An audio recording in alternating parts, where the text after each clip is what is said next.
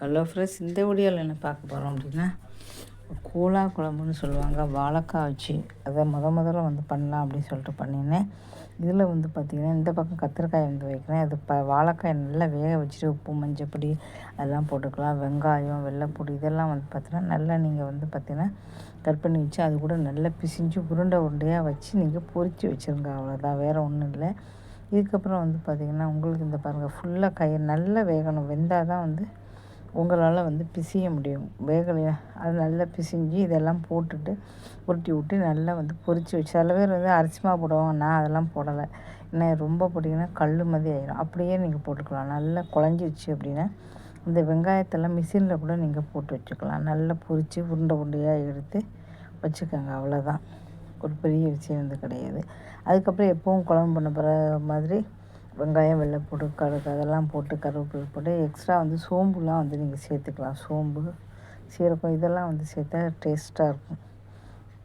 சேர்த்துட்டு கொஞ்சம் பருப்பையும் நல்லா கரைச்சி விட்டு அப்புறம் லாஸ்ட்டில் இறக்கும்போது இந்த உருண்டைகள்லாம் போட்டு எடுத்திங்கன்னா இது கோலா குழம்பு அப்படின்னு சொல்லுவாங்க. இதுதான் முதல்ல நான் பண்ணுறேன். இதுவரையும் பண்ணதே கிடையாது. இந்த தடவை ட்ரை பண்ணி பார்ப்போம் அப்படின்னு சொல்லிட்டு ஃபஸ்ட்டே பண்ணேன். ரொம்ப சூப்பராக வந்தது. சாப்பிட்றதுக்கும் வாழைக்காய் பார்த்திங்கன்னா வேக வச்சாலும் ரொம்ப டேஸ்ட்டாக வந்தது.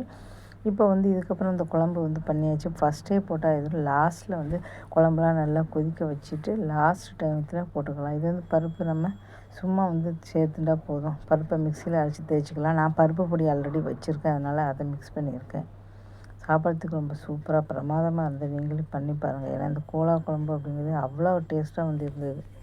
இதே நான் பண்ணதே கிடையாது. இதான் ஃபஸ்ட் டைம் பண்ணுறேன். ரொம்ப டேஸ்ட்டாக இருந்தது.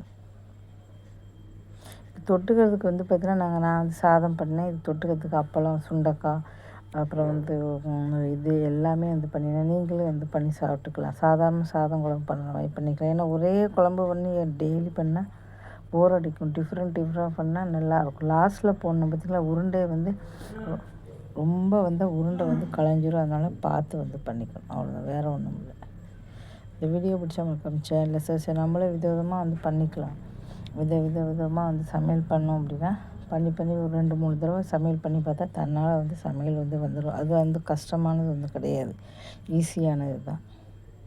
சமையல் தெரியாதவங்களும் விதமாக பண்ணிக்கலாம். அந்த காலம் வேறு, பாட்டி ஏதாவது சொல்லி கொடுப்பாங்க. இந்த காலத்தில் யூடியூப் வீடியோ பார்த்து நாமளே ஃபுல்லாகவே நான் கூட ஒரு வீடியோ பார்த்து தான் கற்றுக்கிட்டு பண்ணேன்.